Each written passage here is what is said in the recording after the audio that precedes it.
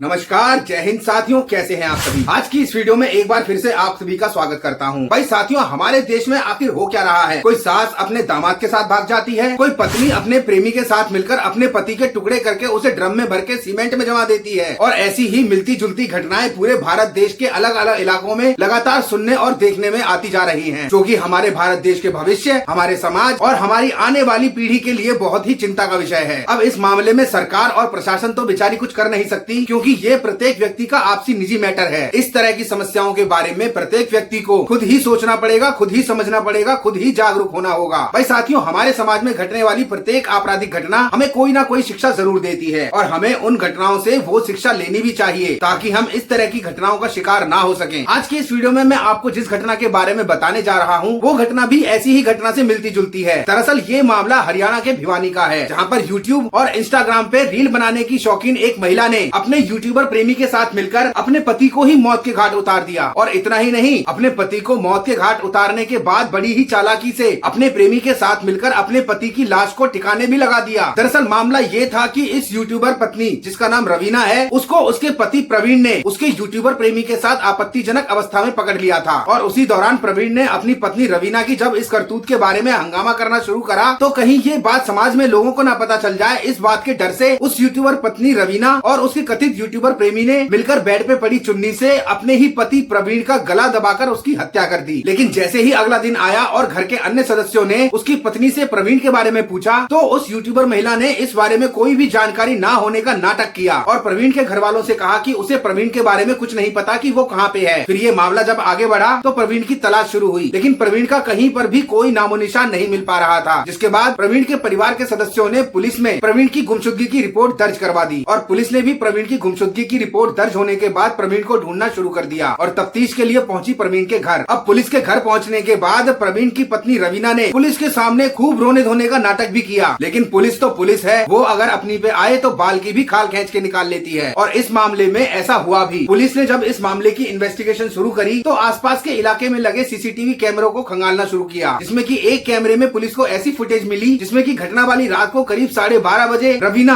अपने कथित यूट्यूबर प्रेमी के साथ मोटरसाइकिल पर अपने पति प्रवीण की डेड बॉडी को लेकर जाती दिखाई दी। अब ये फुटेज मिलने के बाद जैसे ही पुलिस ने रवीना के यूट्यूबर प्रेमी को अरेस्ट करके उससे अपनी तरीके से पूछताछ शुरू करी, तो वो यूट्यूबर प्रेमी पुलिस के द्वारा पूछताछ के आगे घुटने टेक गया और उसने ये कबूल किया कि उसके पति प्रवीण ने रवीना के साथ उसे आपत्तिजनक अवस्था में देख लिया था। जिसके बाद वो इस बात से नाराज होकर हंगामा करने लगा और ये बात समाज में ना पता चल जाए, इस डर से वहीं बेड पर पड़े दुपट्टे से उन दोनों ने मिलकर प्रवीण का गला दबाकर उसकी हत्या कर दी। उसके बाद दोनों ने मिलकर उसकी डेड बॉडी को एक शॉल में लपेटा और उसे मोटरसाइकिल में दोनों के बीच में बैठाकर वहां से 6 किलोमीटर दूर एक नाले में फेंक दिया। और ये सब करने के दौरान ना उन्हें किसी बात का डर था, ना किसी बात की शर्म थी। लेकिन वो कहते हैं ना कि अपराध करने वाला अपराधी कहीं ना कहीं अपराध करने का सुराग छोड़ जाता है, तो ऐसा ही सुराग इन सीसीटीवी कैमरे में इन लोगों ने छोड़ दिया, जिसकी वजह से पुलिस वालों ने इस यूट्यूबर पत्नी रवीना और इसके यूट्यूबर प्रेमी सुरेश को रिमांड पर लेकर उनसे ये सारा सच उगलवा लिया। अब भाई साथियों, इस घटना से हमें क्या शिक्षा मिलती है? इस घटना से हमें ये शिक्षा मिलती है कि हमें किसी भी चीज के लिए इस हद तक क्रेजी नहीं होना कि उस क्रेज का दुष्प्रभाव हमारे पारिवारिक जीवन पर, हमारी अकल पर, हमारे व्यवहार पर और हमारे परिवार पर इस कदर पड़ जाए कि हम सही और गलत में फर्क भी ना कर पाएं। बहरहाल इस मामले में पुलिस ने सभी कागजी कार्रवाई को पूरा करके इन दोनों को कोर्ट के सामने पेश किया और कोर्ट ने वहां से इन्हें जेल भेज दिया। इस घटना के बारे में आपके जो भी विचार हो उसे कमेंट सेक्शन में जरूर मेंशन करिएगा। और इसी तरीके से पुलिस प्रशासन, कानून, नागरिकों के अधिकार और किसी क्राइम की इन्वेस्टिगेशन से जुड़े वीडियोस देखने के लिए हमारे चैनल को सब्सक्राइब करके बेल आइकन पे क्लिक करके ऑल पर जरूर क्लिक करिएगा, ताकि इसी तरीके से हमारे आने वाले वीडियोस के नोटिफिकेशन समय समय पर आप तक पहुंचते रहें। तो मिलते हैं अगली किसी नई जानकारी भरे नए विषय पर। तब तक आप सभी खुश रहें, सेफ रहें, स्वस्थ रहें। जय हिंद, वंदे मातरम।